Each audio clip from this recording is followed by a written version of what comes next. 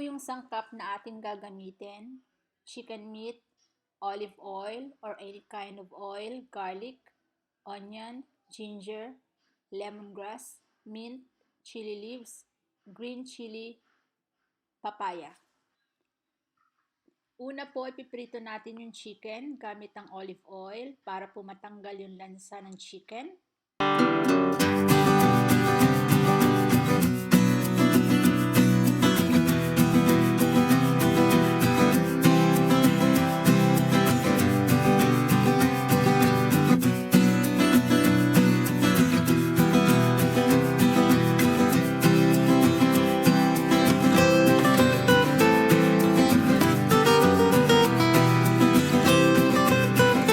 Pag medyo brown na po, pwede na po natin baliktarin.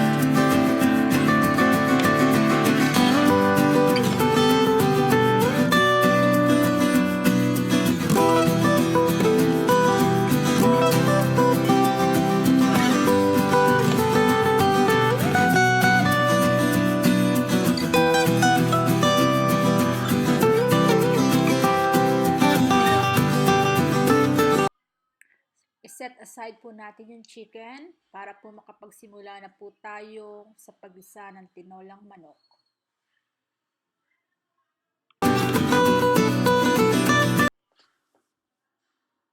So, ilagay na po natin yung bawang. Mas mainam po na ilagay yung bawang sa hindi mainit na mantika dahil mas lumalabas po yung aroma ng garlic.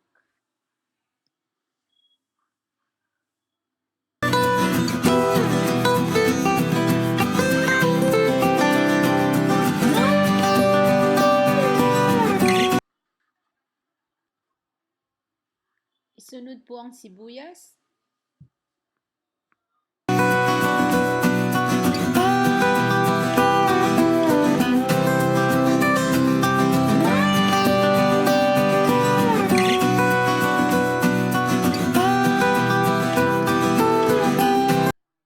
Isusunod na po natin yung luya.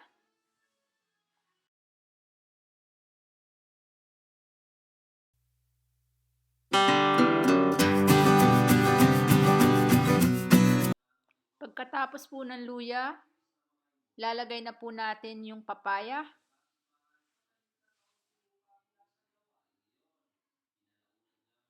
Hayaan po muna natin lumambot ang papaya, saka po natin ilagay ang ibang sangkap. Paghaluin po natin ang lahat ng sangkap para po manuot ang lasa. Ilagay na po natin ang lemongrass. Ito po ang nagpapasarap sa tinolang manok.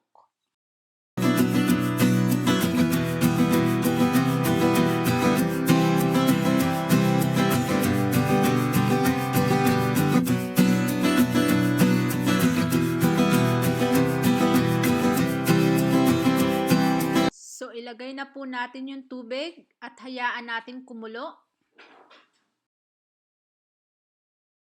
So, hayaan po natin kumulo ng 15 minutes. So, makalipas ang ilang minuto, nailagay na po natin ang manok at hayaan po natin kumulo uli ng ilang minuto. Ilang minuto. Ilang minuto. Ilang minuto.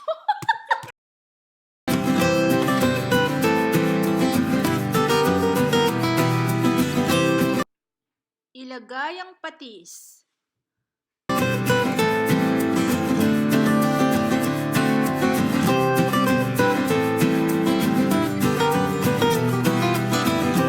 Isusunod na po natin ang sili.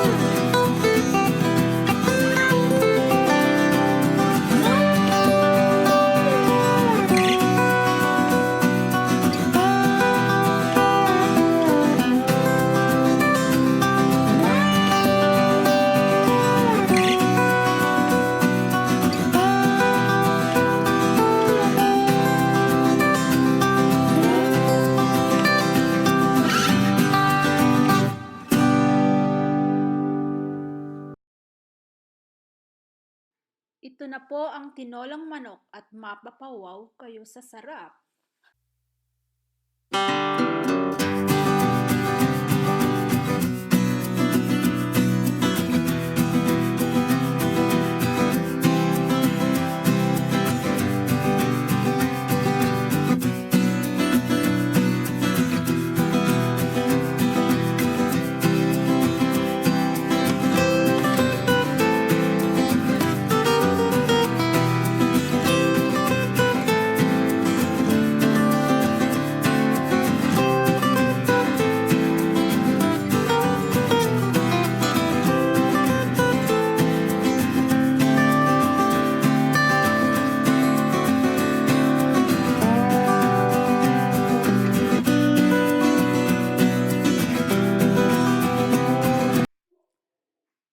Salamat po sa panunood at sana po hindi po kayo magsawa sa panunood ng aking cooking video.